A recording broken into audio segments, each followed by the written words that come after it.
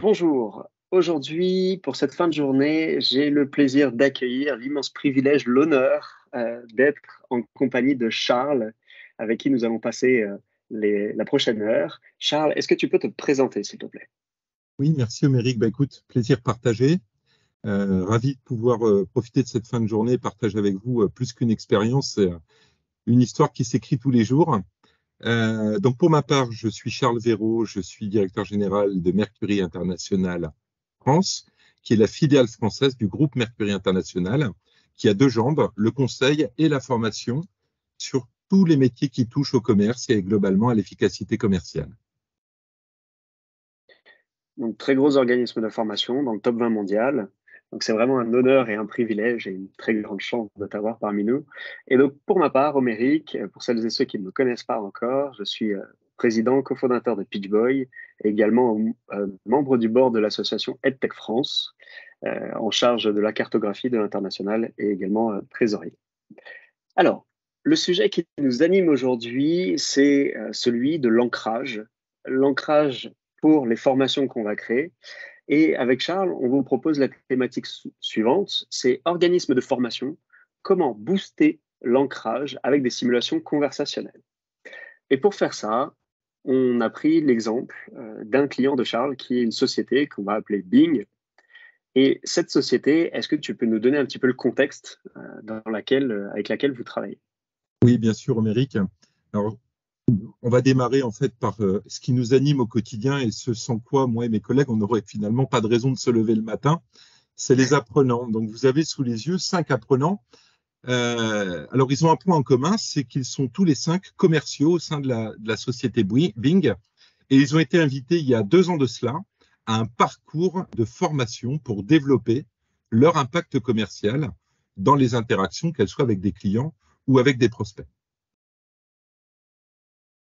Et alors, à quoi ressemble le parcours typique proposé par Mercury?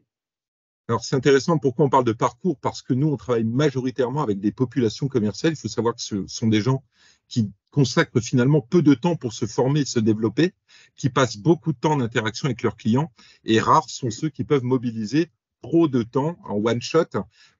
Donc, c'est pour ça qu'on parle de parcours. En fait, dans ce parcours, ils vont démarrer d'abord en se jaugeant. Se jaugeant, ça veut dire quoi? Tester leurs connaissances sur la boîte à outils des fondamentaux qui font l'efficacité dans les interactions avec les clients. Et puis ensuite, naturellement, ils vont découvrir ou redécouvrir des techniques et des méthodes en asynchrone via un parcours digital, donc avec du micro, du nano-learning, des mini-quiz. Une fois qu'ils sont prêts ou réalignés sur ces fondamentaux, alors à ce moment-là démarre l'interaction synchrone, une formation de 2 jours en présentiel qui va majoritairement être dédiée à de l'entraînement. L'entraînement, c'est quoi? C'est taper dans la balle sur des cas qui ont été préparés en amont avec des contributeurs de la société Bing pour être au plus proche des situations qu'ils vivent en prospection et avec leurs clients. Alors, à l'issue de ce présentiel, on évoque souvent au moment du débriefing d'autres techniques, d'autres méthodes, on approfondit certains points. Donc, on leur donne la liberté de retourner dans le parcours digital pour aller approfondir ces connaissances on top de ce qu'ils ont pu voir pendant le présentiel ou en amont. Alors, l'approfondissement, ça ne fait pas l'action. On répète assez souvent chez Mercury que le plus important n'est pas ce que les gens retiennent, mais concrètement ce qui va rester au quotidien dans leur pratique et leurs réflexes. Ils vont donc travailler un plan d'action individuel qu'ils vont conjointement envoyer et à leur manager et aux consultants Mercury. Pourquoi leur manager? Tout simplement parce que le manager, c'est quand même le premier relais opérationnel du développement de compétences sur le terrain des collaborateurs et des collaboratrices commerciales. Le manager va donc avoir la vision du plan individuel qu'il va accompagner tous les jours à l'issue de cette action de développement. Alors, c'est pas parce qu'on met en œuvre que c'est facile. On a en général 4 à 6 semaines plus tard une web session avec le consultant Mercury où là, on va travailler en peer-to-peer. Ça veut dire quoi? Que chaque apprenant va venir avec une situation délicate qu'il ou elle a rencontrée sur le terrain et va la porter à la connaissance de ses pairs et du consultant Mercury pour éliminer les dernières barrières, dit autrement, ancrer un petit peu plus les réflexes qui ont été travaillés tout au long du parcours et implémentés. Et on sait d'ailleurs que l'échange entre pairs, c'est plébiscité par les collaborateurs. Ça leur permet aussi de s'inspirer et de récupérer de l'information et de l'expérience de leurs confrères. Et moi, ce que je trouve absolument extraordinaire, c'est les résultats que vous obtenez chez Mercury sur vos formations. Là, est-ce que tu peux nous en dire un mot sur cet exemple-là? Oui, oui, oui, Amérique, on a alors naturellement des résultats conquis. On mesure donc le NPS apprenant. Alors ici, il est plus élevé que le NPS moyen qu'on a mesuré en 2022. Il faut savoir qu'on a un NPS sur l'année 2022 qui est légèrement supérieur à 80, ce qui est un très bon indice pour notre profession. Et puis, vous voyez également différents indicateurs qui sont des critères qualité qu'on mesure sur toutes nos interventions, donc sur l'opinion, la maîtrise, et on est au-dessus des standards sur chacun des critères de qualité qu'on mesure aujourd'hui chez Mercury. Alors, on pourrait dire, est-ce qu'on a eu des bonnes notes? La réponse est oui. Maintenant, ce qui nous importe, c'est ce qu'il y a derrière ces notes-là, c'est-à-dire le ressenti de chacun des apprenants. Et donc, quel est-il? Alors, le ressenti derrière, c'est donc les verbatims des apprenants qu'on obtient tout au long du parcours, qu'on obtient aussi quand on a par téléphone, par mail, des retours à chaud, parfois plusieurs jours ou plusieurs semaines. Ce qui est intéressant, c'est que les retours, en fait, ils sont à la hauteur des évaluations sur les critères qualité. Alors, vous lisez plus vite que je ne parle, donc je ne vais pas les lire avec vous. Mais ce qui est assez intéressant, c'est vraiment le côté très concret et hyper opérationnel de nos actions de formation, notamment dans toutes les séquences synchrones. Maintenant, quand on gratte un petit peu, on a obtenu une deuxième famille de retours de verbatim où, quand on les lit, on pourrait presque sentir un sentiment d'amertume, presque une légère frustration dans leurs commentaires. Le point commun de cette deuxième catégorie de verbatim qu'on a sous les yeux, c'est que finalement, ils auraient aimé taper encore plus dans la balle, pouvoir s'entraîner encore plus. Ça, c'est vraiment le retour des apprenants à l'issue des interactions qu'ils ont pu avoir avec le consultant ou avec la consultante Mercury. Et ça, je pense que vous êtes nombreux à pouvoir relate, à pouvoir vous projeter ou à pouvoir faire de l'association d'idées par rapport à ce que vous vivez dans vos universités d'entreprise, dans vos organismes de formation. Donc, n'hésitez pas aussi à préparer ou à poser vos questions dans le chat et on y répondra. On a prévu un moment dédié. Maintenant, là, on a eu le retour positif et le sentiment d'amertume de la part des apprenants. Qu'est-ce qu'il en est du client finalement ou de ton interlocuteur? Mais effectivement, même si les managers notamment ont été impliqués en amont pour construire des cas, nous donner également les indicateurs opérationnels qui allaient être pilotés pour mesurer l'impact du parcours, on leur a demandé aussi ce que eux pensaient de ce parcours à chaud. Et finalement, on retrouve peu ou prou le même niveau de satisfaction des managers, avec toujours aussi cette petite frustration, c'est que la dictature du quotidien reprenant le dessus, pas facile de continuer à faire s'entraîner les équipes, pas facile d'allouer le temps nécessaire pour relayer sur le terrain. C'est voilà le dénominateur commun des verbatims qu'on a là, qu'on a sous les yeux. Alors ça, c'est le retour des verbatims. On va également aller regarder, donc ce qui nous intéresse aussi, c'est concrètement l'impact sur la performance. Là-dessus, on va regarder lors d'un comité de pilotage, puisqu'on ponctue chacun de nos parcours par un comité de pilotage avec nos clients, qui va permettre de mesurer différents niveaux d'indicateurs. Ici, on n'en partage que deux. Le premier, c'est le temps apprenant. Et on voit qu'il a été le même pour les 5 apprenants que l'on regarde depuis le début, 17 heures de temps apprenant sur l'intégralité du parcours. Quand on regarde l'indicateur opérationnel, basiquement, quand on travaille sur l'impact commercial dans une interaction avec un client ou un prospect, il y a un taux de transformation qu'on regarde à la loupe, c'est l'évolution du nombre d'offres sur le nombre de rendez-vous réalisés. Dit autrement, est-ce que mon impact étant meilleur, est-ce que mes ratios augmentent? Et là, on voit qu'à temps apprenant équivalent, on a des indicateurs opérationnels qui sont très disparates, certains en évolution, d'autres en stagnation, voire en régression. Donc, on parlait au début de la performance de la formation. Quel est le résultat, en fait, par rapport à la relation que tu entretiens avec Bing, en l'occurrence? Finalement, ce qui est intéressant, c'est qu'on a, nous, un travail que l'on fait pendant plusieurs années avec nos clients. On travaille sur l'efficacité commerciale, donc c'est rare d'avoir des résultats au bout de 3 ou 6 mois. Donc, on reçoit ce genre de message, donc de monsieur Jean Reveux de la société Bing, qui est responsable formation. Alors, vous l'avez deviné, on a masqué un petit peu les noms. Et Jean Reveux, il dit quoi? Il dit, c'était tellement bien qu'on a besoin d'une piqûre de rappel. Sauf que, pour ne pas refaire ce qui a déjà été fait, là, on aimerait vraiment une piqûre de rappel avec que de l'entraînement, que taper dans la balle sur des cas métiers, sur des situations concrètes. Moi, je suis ravi quand on reçoit ce genre de demande, parce que finalement, c'est bon aussi pour le chiffre d'affaires de l'organisme de formation. Mais finalement, c'est assez frustrant d'entendre que faut refaire à peu près la même chose qu'il y a un an, parce que les résultats sont encore trop hétérogènes. Donc, c'est quoi la solution? Il y a plusieurs solutions. Les questions qu'on se pose, si je me mets 2 minutes dans les chaussures de nos commanditaires, c'est est-ce que on doit entraîner encore plus les équipes? Entraîner plus les équipes, ça veut dire quoi? Dédier encore plus de temps à l'entraînement en collectif, par exemple. La question peut être, est-ce qu'il faut plus de coaching? Là-dessus, on a quand même une observation, c'est que pour la plupart de ces situations-là, les clients nous disent ouais, mais ça, on va pas mettre un coach derrière chaque commercial. Et puis, quelque part, nos managers, c'est aussi pour ça qu'ils travaillent au quotidien, pour jouer leur rôle de coach. Oui, mais le constat un peu cruel qu'on peut faire aujourd'hui, c'est que le temps managérial qui a le plus fondu ces 10 dernières années, c'est le temps dédié à l'accompagnement in situ pour développer les connaissances. D'ailleurs, on va même un peu plus loin. Dans 80% des cas, quand un manager accompagne un commercial sédentaire ou itinérant, la plupart du temps, c'est pour vendre avec, pas forcément pour développer la compétence. Donc, il remet sa casquette de commercial. Donc, finalement, est-ce qu'il ne faut pas externaliser le coaching ou le temps d'entraînement? Ça reviendra à poser la question, est-ce qu'il ne faudrait pas encore plus de budget? La réalité étant ce qu'elle est, les budgets ne sont pas extensibles aujourd'hui pour accompagner les collaborateurs dans leur saut de compétences attendu. En fait, chez Mercury, on se pose ces questions-là aussi, mais finalement, quand on les résume, on va se les poser un peu différemment. Nous, on va se poser 2 questions qui sont liées à l'objectif. La première, c'est comment pérenniser l'ancrage des compétences. Et là, on est vraiment centré sur l'apprenant. Et la deuxième, c'est comment on va aider la population de managers à viser juste dans leurs accompagnements.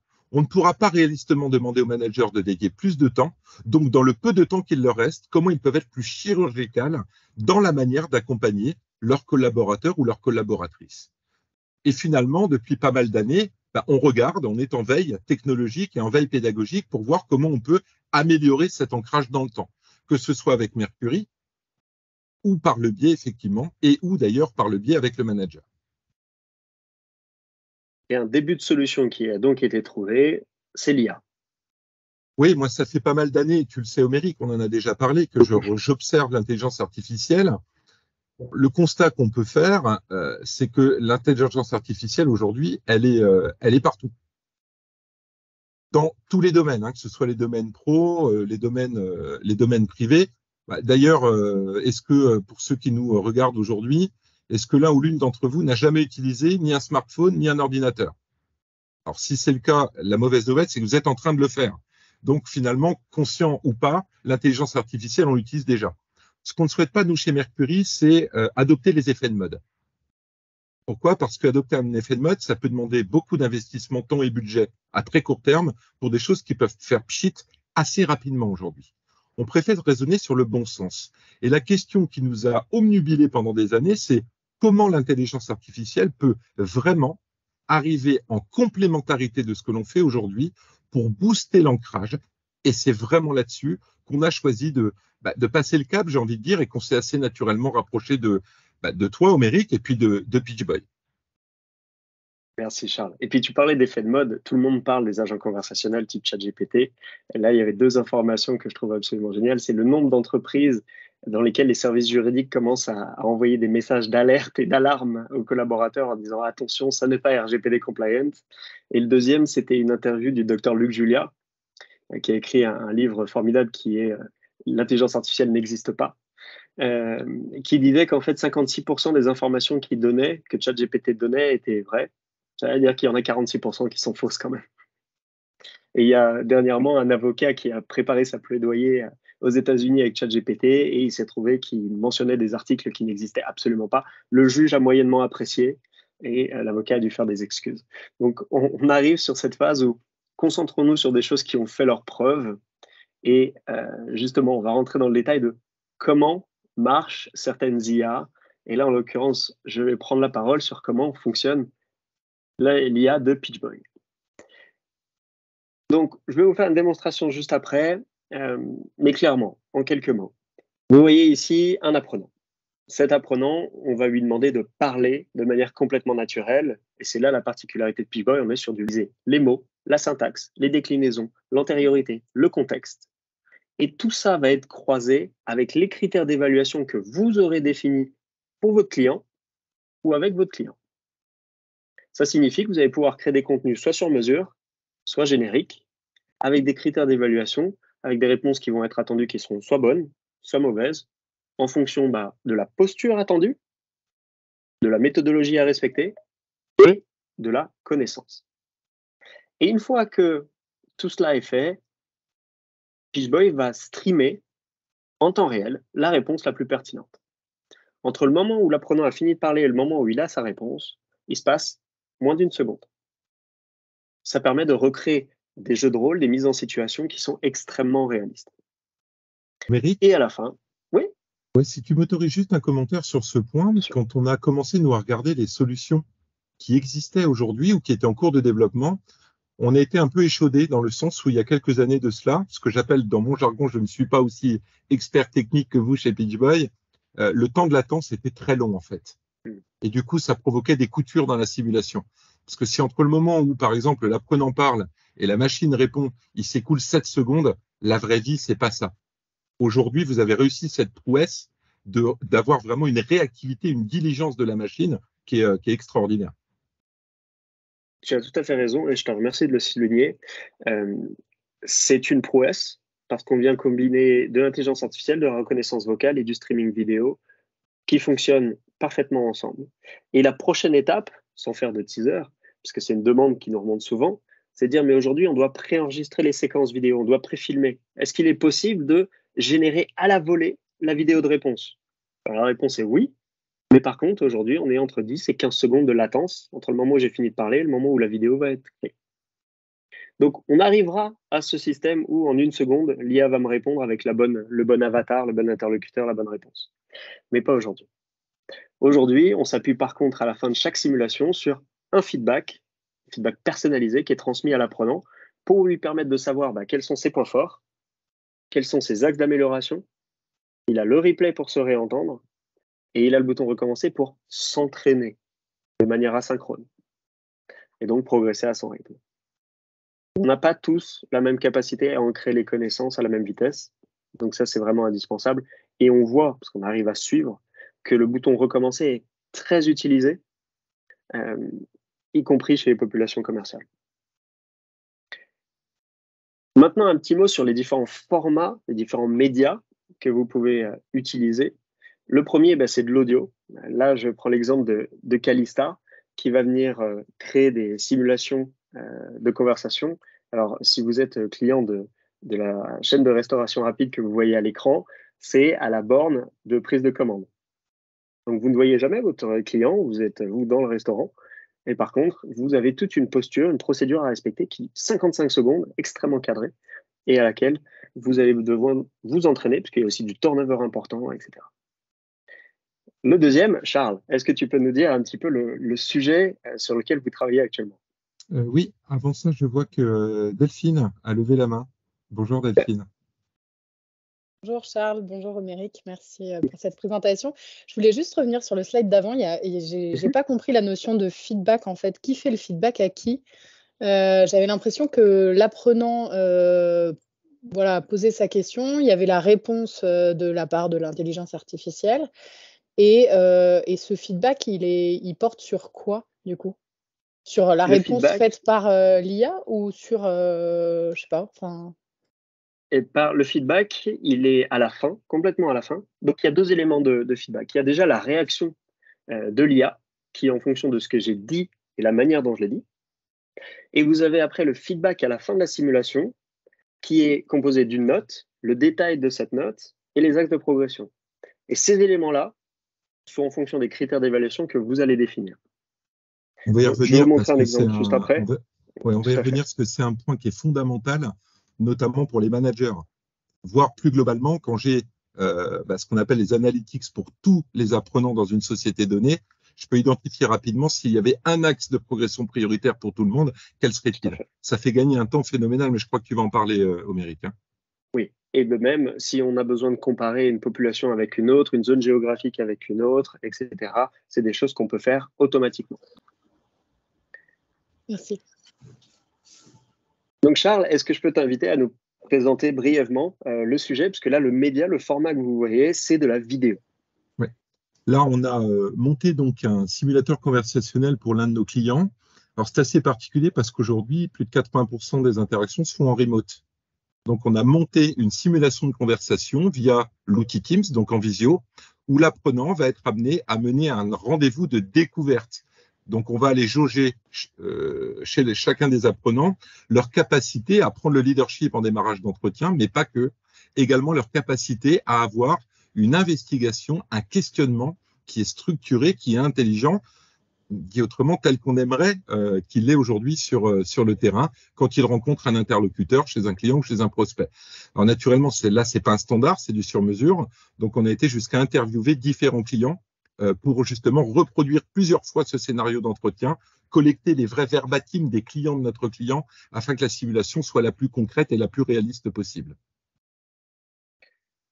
Donc voilà ce que ça peut reproduire. On a d'autres clients comme BNP par exemple qui vont l'utiliser aussi en visio et on pourra a posteriori rajouter un petit décor parce que comme le disait Charles, c'est une simulation de visio Teams, donc on pourra avoir les mêmes boutons qu'on a dans l'environnement de Teams pour améliorer toujours le côté réaliste.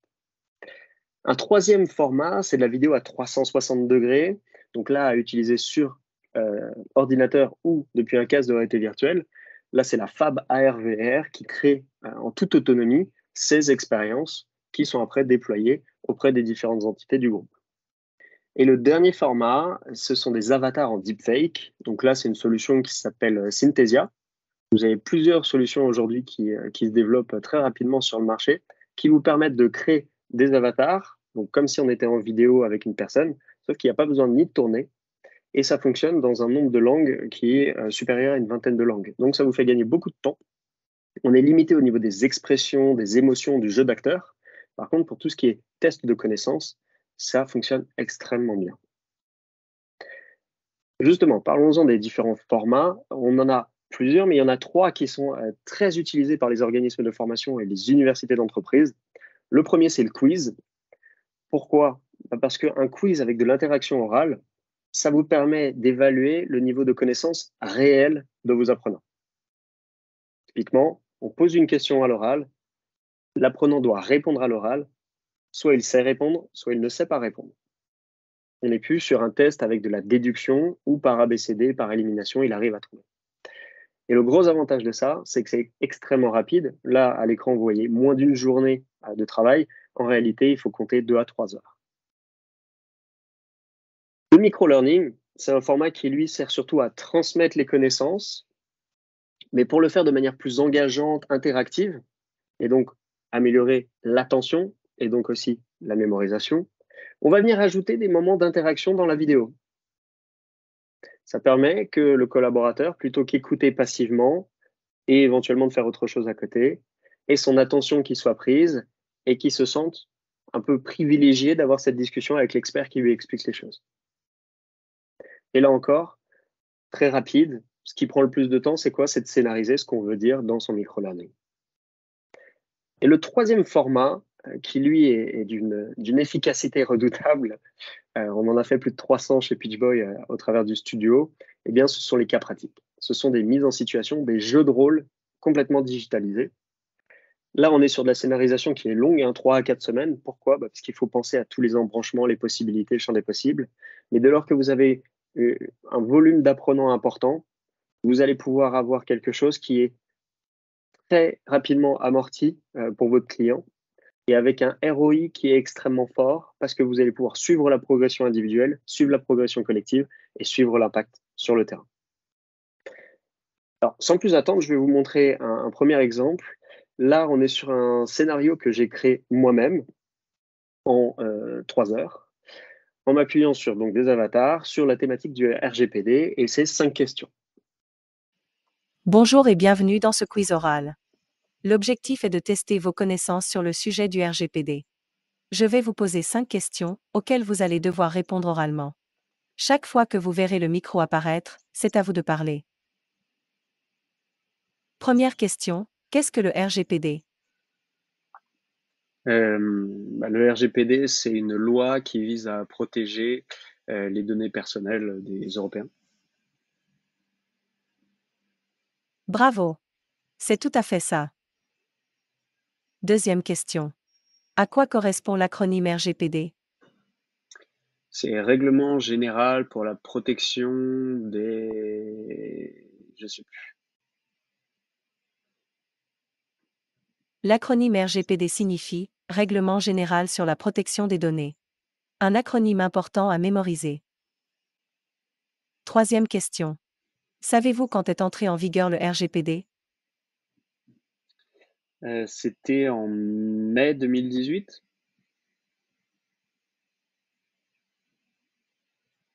Vous êtes doué.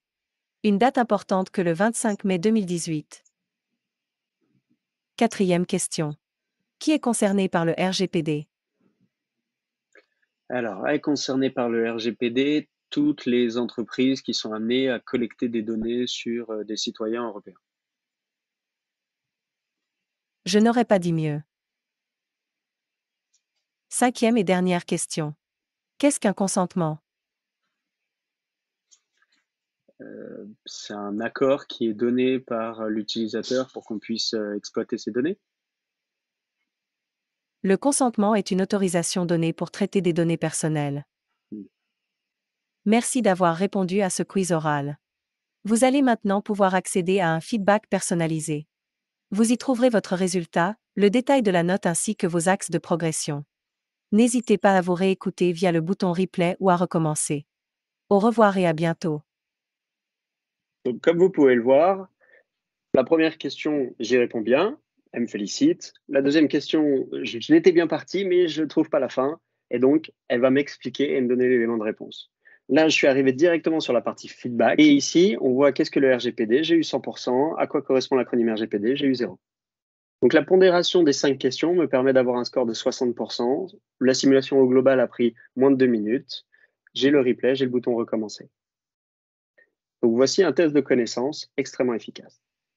Je vous montre une deuxième simulation où là, on va être sur un jeu de rôle en simulation d'appel téléphonique. Allô? Bonjour Madame Perrin, je suis Sophie, votre conseillère Orange. Comment allez-vous? Très bien, merci. Et vous-même? Très bien, je vous remercie. Je vous appelle à propos de votre rendez-vous. Est-ce que vous avez quelques minutes à m'accorder? Je vous écoute. Est-ce que vous pouvez me confirmer que vous avez pris rendez-vous pour acheter ou changer de téléphone? J'ai mon fils qui a fait tomber mon téléphone. Il est tout abîmé, donc je veux le changer. D'accord, très bien. Est-ce que vous pouvez me dire ce qui s'est passé exactement? Oh, vous savez, à 3 ans, il touche à tout. Il a voulu l'attraper et maintenant, je suis bien embêtée. D'accord. Est-ce que vous avez une idée du téléphone que vous allez vouloir acheter? Je sais pas encore. Je voudrais un téléphone 5G. J'avance jusqu'à la fin. Voilà. On vient d'avoir une conversation où si demain on est amené à refaire cette simulation ou si vous me demandez de la faire en live, on n'aura pas du tout la même conversation. Pourquoi? Parce que ma posture et celle de Sophie sont différentes, même si on a suivi la même formation. Et donc, ça va être important d'anticiper, de scénariser pour être sûr que les éléments de réponse sont présents pour pouvoir recréer cette simulation au plus proche du réel. À la fin de la simulation, j'arrive sur un questionnaire. Donc, Charles parlait tout à l'heure qu'il est indispensable pour les organismes de formation d'évaluer la satisfaction. Donc là, vous pouvez choisir les questions que vous voulez mettre et l'utilisateur, l'apprenant, va pouvoir vous faire un feedback immédiatement. J'aime aussi, moi, considérer ce questionnaire comme étant un questionnaire de perception. Pourquoi? Parce qu'il suffit d'avoir une des questions qui est « Est-ce que je pense avoir réussi ?» Votre apprenant dit « Oui, je pense avoir très bien réussi. » Parfait. Alors, allons voir maintenant ce qu'il en est.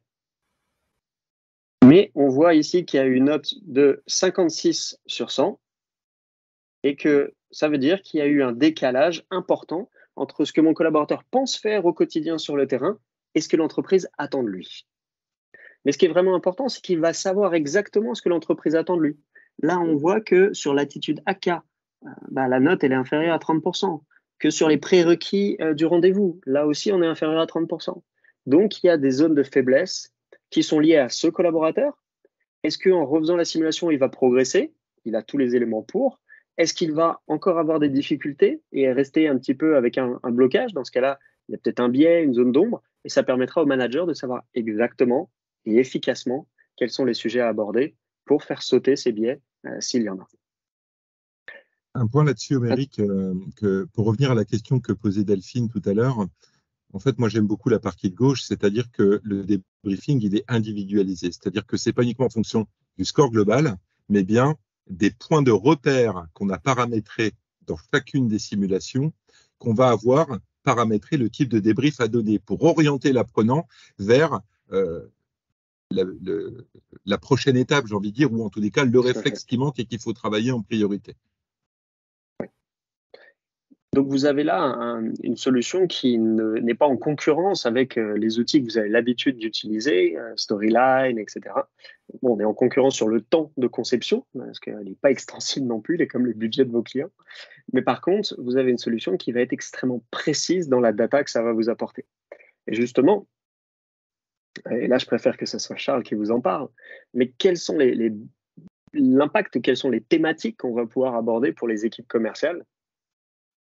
Finalement, équipe commerciale ou plus globalement même de relations clients, on va pouvoir adresser aujourd'hui deux types de simulations, des simulations standards ou vraiment des simulations sur mesure. Alors les thèmes, vous les avez sur la partie gauche de votre écran, que ce soit sur tous les réflexes de la prospection, de la découverte, du traitement des objections, de l'observation de l'environnement, mais également du pitch et de l'argumentation. Ça, c'est un vrai sujet puisque aujourd'hui, les commerciaux ou les personnes qui gèrent la relation au quotidien ont de moins en moins de temps pour assimiler tous les messages clés ou toutes les nouveautés que les entreprises aujourd'hui leur adressent.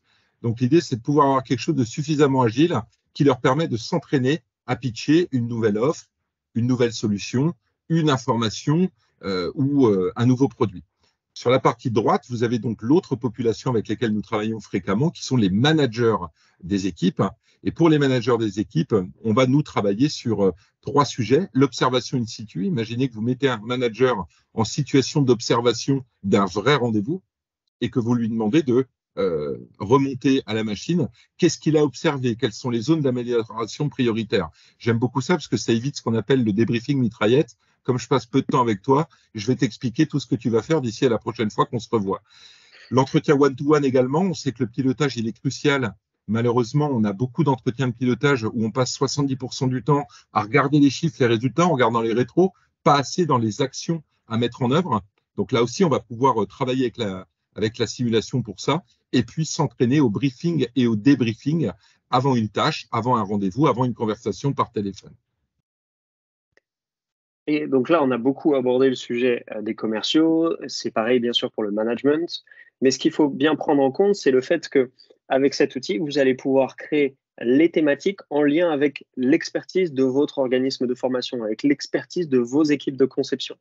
Et ça, c'est des contenus qui vont pouvoir s'intégrer directement dans les plateformes LMS de vos clients, dans les parcours de formation, et que vous pouvez également rendre à disposition sur étagère. J'étais par exemple aujourd'hui chez Cegid pour avoir des discussions autour de Talentsoft et de Content. Eh bien, ils sont intéressés d'avoir des contenus de Mercury qui viendraient alimenter la plateforme de Content. Donc, si c'est quelque chose qui intéresse Mercury, ça permet aussi de gagner en visibilité, de générer du revenu additionnel et de montrer, d'asseoir sa place comme étant expert de ces sujets-là, avec des contenus qui peuvent être sur étagère, mais également ce qu'on appelle en demi-mesure, c'est-à-dire que le client pourra vous demander de la personnalisation, de l'adaptation.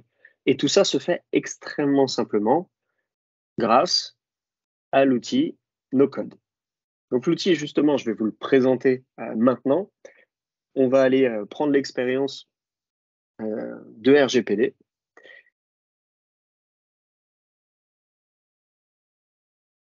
Donc, je vous ai passé l'étape de mettre son login et son mot de passe. La plateforme est en ligne, donc il n'y a rien à télécharger. Si je souhaite créer un nouveau scénario, je lui donne un nom, une description. J'y mets la langue de mon choix. Il y en a plus de 50. Alors, on ne les met pas toutes en même temps pour éviter de scroller pendant trop longtemps. Je choisis le type d'expérience, le type de média. Est-ce que ça va être de la vidéo, de la 360 ou de l'audio? Et après, petite surprise, j'ai aussi la possibilité d'utiliser une IA. Alors celle-ci est actuellement en bêta, mais d'ici d'ici 2 semaines, pardon, mi-juin, nous aurons une version définitive qui va vous faire gagner un temps précieux, surtout à vos équipes de conception. Maintenant, on va aller voir mon sujet RGPD. Voilà à quoi ressemble un test de connaissance, tout simplement. J'ai ici écrit la description de ce que je voulais après transmettre à mon avatar. Donc, bonjour et bienvenue dans ce quiz oral. Jusqu'à la première question, qu'est-ce que le RGPD? Ce à quoi je vais répondre. Est-ce que ma réponse est bonne? Dans ce cas-là, ça va me charger le média good. Et après, passer à la question suivante. Si la réponse est mauvaise, voilà ce que va me dire mon avatar. Et après, ça va me charger le média bad. Si je ne parle pas, eh bien dans ce cas-là, j'ai une aide contextuelle qui va apparaître à l'écran et qui va me permettre de boucler pour soit donner une réponse qui va être bonne, soit une réponse mauvaise. Si je le souhaite dire, oui, mais attendez, je veux rajouter une nouvelle séquence, la voici, et puis je souhaite, si jamais la personne ne parle pas, que ça renvoie vers cette nouvelle séquence, c'est tout à fait possible. Si je souhaite rajouter un nouvel embranchement, et que je dis, c'est si les personnes ne parlent pas 2 fois, par exemple, on n'a pas parlé, et puis on va l'appeler x2. Et je souhaite après que si la personne ne parle pas, ça le sorte du scénario. Voilà. C'est aussi simple que ça. Et de la même manière, pour garder mon scénario propre, j'ai juste à supprimer. Et celui-ci y compris. Donc, voilà, pardon. Hop. Et celui-ci aussi. Maintenant, on va rentrer un peu plus dans le détail de comment travailler les conditions. Donc, sur ce scénario-là, j'ai été feignant, j'ai voulu utiliser l'IA directement. Donc, je lui ai donné les 2 phrases qui correspondent à la bonne réponse. Si vous venez oralement dire quelque chose qui reprend les mêmes éléments de langage, mais différemment, eh bien, l'IA va considérer que c'est bon et va pouvoir valider le scénario. Je n'ai plus besoin de mettre les mots-clés, les déclinaisons. Tout cela se fait automatiquement. Je viens de gagner un temps précieux. Je vous montre un autre scénario qui, là, est un jeu de rôle qu'on a fait avant d'utiliser l'IA. Voilà à quoi peut ressembler un jeu de rôle. Donc, on est chez Jeff de Bruges. Je suis à la caisse avec ma cliente. Cette dernière, je dois lui demander si elle a la carte de fidélité. Donc, est-ce que je lui propose la carte et je lui parle immédiatement des avantages? Dans ce cas-là, elle va me dire, je ne l'ai pas, mais oui, ça m'intéresse. Donc, je vais lui demander ses coordonnées. Est-ce que je lui demande si elle a la carte de fidélité? Elle me dit, non, je ne l'ai pas. Est-ce que je lui parle des avantages? Dans ce cas-là, elle est avant, ou alors je lui propose. Et qu'est-ce qui se passe pour les déclinaisons? Ici, on voit qu'il y a différentes règles. Donc, carte de fidélité. Et c'était avant d'utiliser l'IA. Donc, vous voyez, j'ai les différents mots-clés avec associés un certain nombre de synonymes qui vont venir enrichir la compréhension et la déclinaison. Ici, par exemple, inscrit, inscrire, inscrit, abonné, etc. Je vais pouvoir aussi tester le fonctionnement. Donc, je peux tester soit par écrit, soit à l'oral. Donc, si je le fais à l'oral, souhaitez-vous la carte de fidélité? Elle est gratuite et elle pourra vous donner de nombreux avantages, notamment 20% de réduction tout au long de l'année. La transcription se fait automatiquement et il va me dire si oui ou non mes conditions sont valides. Voilà, très bien, mes conditions sont valides. Je peux enregistrer mon test, en faire un autre, mais en tout cas, je sais que ça fonctionne très bien. Donc, quand on est dans la phase de recette, dans la phase de test, on va gagner un temps qui est extrêmement précieux pour pouvoir avancer efficacement et faire progressivement du QCM, du quiz oral, vers des scénarios avec des embranchements de plus en plus complexes et élaborés. Donc, on vient de voir les paramètres. Je vais vous montrer maintenant le banc de test. Le banc de test, c'est quoi? C'est que j'ai certains scénarios dans mes embranchements. Je voudrais m'assurer que quand je dis bonjour, est-ce que je peux vous aider? Ça passe par le à parler et ça me renvoie à telle séquence. Alors, on va tester. Ça a déjà été créé. Là, en l'occurrence, ça ne fonctionne pas. Donc, ça veut dire que quand je dis bonjour, est-ce que je peux vous aider? Ça passe peut-être par à parler, mais en tout cas, ça ne renvoie pas au média R17. Donc, il me suffit d'aller voir le à parler et je vois qu'effectivement, ça me renvoie au R16. Donc, si là, je modifie pour R17 et que je reteste, ça fonctionnera. Le troisième bouton ici, la médiathèque. Donc, vous avez soit la possibilité d'uploader vos médias directement, soit, et c'est ce qu'a fait Guillemette ici, vous créez votre média, vous allez charger un fond et vous allez pouvoir vous filmer avec la webcam directement. Hop. Et enfin, le dernier bouton, c'est la grille d'évaluation. Donc, la grille d'évaluation, c'est ce qu'on a vu tout à l'heure, c'est ce qui va permettre de donner du feedback. Donc là, vous pouvez travailler sur les coefficients, la pondération. On a 2 éléments dans ce scénario qui sont évalués, la courtoisie et la fidélisation. On voit que si je fais un au revoir bienveillant, je vais pouvoir gagner des points. Si je ne le fais pas, je vais avoir un axe de progression qui apparaît. Mais qu'est-ce que c'est que dire un au revoir bienveillant? Eh bien, souhaiter la bonne journée, une belle journée, une agréable journée, une excellente journée, une magnifique journée, une bonne dégustation, une excellente dégustation, etc., etc. Donc, vous voyez, je peux également perdre des points. Là, on voit que je perds 20 points si jamais j'impose quelque chose et je peux également faire des sous-déclinaisons. Donc, une prise en main extrêmement simple de l'outil qui vous permet d'être complètement autonome. Et le dernier élément clé par rapport à ça,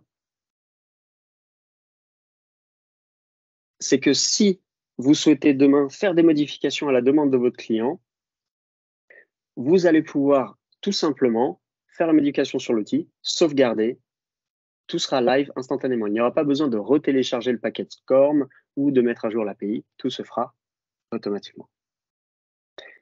Donc maintenant, Charles, toi qui es un grand utilisateur, comment est-ce que ça impacte aujourd'hui l'outil dans les parcours que vous créez? Finalement, la question, ce n'est pas est-ce que ça renforce l'impact, mais plutôt est-ce que ça renforce l'ancrage, puisque c'est vraiment nous ce qu'on vit, si je reviens à la question initiale. Et le partenariat qu'on a développé ensemble, et on a été, merci encore aux équipes de PitchBoy de nous avoir accompagnés, on est aujourd'hui en mesure d'utiliser l'outil à plusieurs moments du parcours apprenant. Typiquement, tu en parlais tout à l'heure, sur le test des connaissances, plutôt qu'un QCM où je vais faire fonctionner ma logique déductive et puis par sens ou parce que je suis logique trouver la bonne réponse, ben là c'est je sais ou je sais pas. Donc il n'y a pas d'hésitation possible là-dessus. On va également utiliser l'outil pour rendre un petit peu plus robuste la découverte des techniques et des méthodes. Tu en as parlé, quand on découvre par exemple via un micro-learning, c'est toujours bien de le séquencer pour garder l'attention et l'engagement de l'apprenant. Là où parfois, alors ça n'arrive jamais dans les entreprises, on le sait bien, vous savez, on a acheté 1000 contenus digitaux et puis tous les mois, on assigne nos salariés à raison de 2 heures par mois pour les regarder. Puis si on les a pas regardés, on se fait taper sur les doigts. Bon, on lance le play, puis on attend que ça ait terminé, mais finalement, on n'a rien retenu. Non, ça, je sais que ça arrive plus. On va également utiliser l'outil, donc on l'a vu, l'exemple, c'est en simulation de conversation, donc audio, vidéo ou 360, là vraiment pour ancrer le réflexe. Ce qui est très intéressant, c'est la rejouabilité. C'est-à-dire de pouvoir vraiment le faire autant de fois qu'on le souhaite. On n'est pas tous égaux devant le regard des autres. On le voit même nous, quand aujourd'hui on fait une séquence d'entraînement collective, on n'a pas des apprenants qui sont tous égaux devant la prise de parole devant leur père, parfois même devant le manager, où on peut se sentir jugé. Donc là, on peut le faire soi-même peut-être avec un petit peu moins de pression et finalement plus de concentration et d'attention à l'exercice d'entraînement. On va également utiliser derrière le simulateur, grâce aux analytics, pour viser juste dans les accompagnements, que ce soit réalisé par le coach Mercury ou par le manager, là, on a une vision très précise de ce sur quoi on va porter l'observation et ce sur quoi on va accentuer les apports, les débriefings.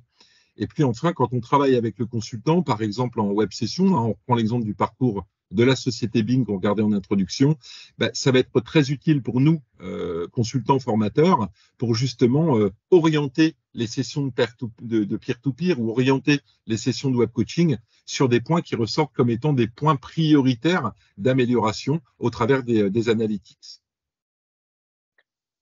Alors aujourd'hui, ce qui est important, c'est quand même les bénéfices qu'on tire, et on a identifié 3 grandes familles de bénéfices, Charles. Oui, alors déjà pour l'apprenant, j'en parlais, c'est le fait de pouvoir se mettre en situation sur des cas extrêmement concrets. Juste une précaution là-dessus, on ne peut pas aujourd'hui prétendre qu'on est dans une véritable conversation. Pour l'instant, s'il y a une chose que ne sait pas faire la machine, c'est d'être humain. Par contre, on est tous différents, donc ça reste un outil que l'on voit, nous, avant tout, comme un outil pédagogique. Mais les bénéfices, ils sont extrêmement multiples, quel que soit le device, le fait de pouvoir éviter le regard des autres, avoir le droit à l'erreur aussi, et puis surtout de pouvoir s'auto-évaluer pour justement rejouer autant de fois qu'on le souhaite et donc progresser. Le bénéfice n'est pas que pour l'apprenant, on a parlé aussi de la personne qui, au quotidien, est responsable du développement des compétences du salarié, c'est le manager. On va l'aider, on appelle ça le débriefing guidé, c'est-à-dire, j'ai presque envie de dire, débroussailler tout ce qu'il faudrait améliorer et puis se concentrer sur le ou les quelques points essentiels à travailler. Avoir une vision individuelle, mais également collective pour une équipe. D'avoir des coachings qui ainsi sont mieux ciblés et surtout, je crois vraiment, ce gain de temps. C'est-à-dire, encore une fois, on ne peut pas demander au manager de passer plus de temps qu'il n'en passe aujourd'hui, donc dans le temps qu'il reste, d'être plus chirurgical et donc de gagner du temps, y compris dans la préparation de leurs observations sur un plateau, en in situ ou tout simplement sur le terrain. Le dernier bénéfice, il est plus globalement pour les entreprises. Alors là-dessus, je vais même dire globalement, même pour nous, Mercure International, parce qu'on l'utilise aussi en interne, c'est déjà de pouvoir développer le talent du salarié, quelle que soit l'étape où il en est dans sa vie de l'entreprise, d'avoir une mesure progressive de ce sur quoi le salarié ou la salariée progresse ou stagne éventuellement. C'est un outil d'aide à la décision. Si aujourd'hui, je me mets dans la peau d'un directeur commercial ou d'une responsable de formation, je dois décider d'un sujet prioritaire en formation pour mes forces de vente, en regardant, tu en parlais tout à l'heure, Oméric, les analytics de l'intégralité de ma population, je vais vite voir quelle est la marge de progression prioritaire sur laquelle je vais peut-être préciser ma demande. C'est un gage d'employabilité également. Pourquoi ? Parce que reconnaître finalement une compétence au travers d'un entraînement et d'un ancrage de réflexe, c'est toujours mieux qu'un auto-assessment ou un regard croisé avec le manager. C'est un gage d'attractivité aussi. Pourquoi ? Parce que là, on est vraiment centré sur le salarié. C'est pas uniquement l'entreprise qui décide, c'est le salarié lui-même qui est acteur. Et donc, c'est aujourd'hui un vrai levier pour attirer les jeunes talents dès le recrutement. Et j'ai tendance à dire, il y a 5 ans de ça, je menais un cycle de conférences sur comment mesurer le ROI quand on est université interne, école interne, voire organisme de formation. Et finalement, ce qui m'égratignait un petit peu, c'est qu'on parlait beaucoup de la formation comme un centre de coût dans les entreprises. Là, ça devient véritablement un centre de profit puisqu'on peut mesurer l'ancrage et la progression plus que juste la satisfaction. Et Charles, si tu me permets deux réactions. La première, c'est outil d'aide à la décision. Je ne crois pas qu'il y ait aujourd'hui une seule solution qui va pouvoir vous permettre, je prends l'exemple des commerciaux puisque c'est quelque chose qui tient énormément à cœur, d'identifier le nombre de commerciaux qui n'ont pas par exemple le réflexe de faire de la vente additionnelle ou de reprogrammer un rendez-vous à la fin d'un échange. Oui. Et ça, c'est-à-dire que c'est du chiffre d'affaires qui est perdu ou c'est une dynamique de vente qui est cassée. Et pareil, pour la notion d'employabilité, c'était juste la petite anecdote, c'est qu'on a des clients, Grand Vision notamment, qui, en concurrence avec les autres entreprises d'optique, qui remportent des prix parce qu'ils utilisent PitchBoy pour travailler sur la découverte des métiers couplée à qu'est-ce que les perspectives d'évolution vous apporte le groupe, et donc de communiquer sur l'ADN de l'environnement, les perspectives, qu'est-ce que c'est au quotidien, une journée type, etc. etc. Donc, ça me permet de faire aussi une transition avec l'avant-dernière slide. C'est que cet outil, il est quand même sorti en septembre 2022 et on a été un peu victime de notre succès. Donc, merci à toi, Charles. Merci aussi à Orange qui m'a autorisé. Merci à Linguaphone, à Alliance Française aussi qui est là en tant que participant. Merci à toutes ces entreprises, organismes de formation, académies, d'universités d'entreprise, universités aussi, CFA et CFA d'entreprise qui finalement utilisent la solution pour des sujets très divers. Ça peut être de la sensibilisation, de la découverte des métiers, des sujets réglementaires aussi énormément. Et ce qu'on voit, c'est que la solution, elle peut être utilisée à toute étape du cycle de vie d'un collaborateur. On a pour les universités qui font passer des entretiens à leurs étudiants, travailler aussi étroitement avec les entreprises pour faire de la découverte des métiers, pour travailler sur l'attractivité. On a aussi des sujets sur l'onboarding, la formation initiale, la formation continue, et des sujets pas faciles à adresser, parce que qui peuvent avoir un très fort impact, comme la gestion des incivilités, le harcèlement sexuel, le harcèlement moral, l'entretien annuel, qui est un sujet où il vaut mieux que ça se passe bien, etc., etc. Donc maintenant, J'espère que ça vous a donné envie d'approfondir, de découvrir, d'en savoir plus. Et tu voulais rajouter quelque chose? Oui, simplement, vous faire part d'une anecdote. J'ai eu l'opportunité de revenir sur mes terres natales ce week-end. Moi, je viens d'une famille historiquement d'instituteurs. Donc, mon papa était instituteur, mon frère est instituteur, et je leur ai parlé de ce qu'on développait. Imaginez la première question, ok, mais la machine va remplacer le professeur. Mais c'était intéressant d'avoir cette réaction-là, puisque au sortir de l'échange qu'on a eu, et je leur ai montré des exemples de simulation, ils ont tout de suite compris en fait comment ça venait en complémentarité et pas en substitution. En fait, elle ne remplacera jamais le formateur, le pédagogue, l'ingénieur pédagogique, mais elle va permettre d'accélérer la pertinence de l'outil pédagogique, encore une fois, pour booster cet ancrage que l'on évoque depuis le début de notre échange. Tout à fait. Et ça m'amène au mot de la fin, c'est que l'objectif avec l'outil PitchBoy, c'est vraiment d'adresser une réponse pédagogique à une problématique opérationnelle. C'est ce besoin d'ancrage. On n'assiste jamais suffisamment sur la notion d'opérationnalité, d'avoir des collaborateurs qui développent leurs compétences, leur savoir-être, leur savoir-faire, leur savoir-faire.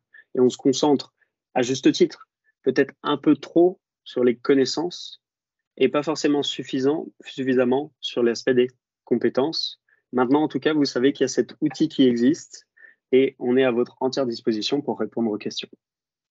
Merci beaucoup.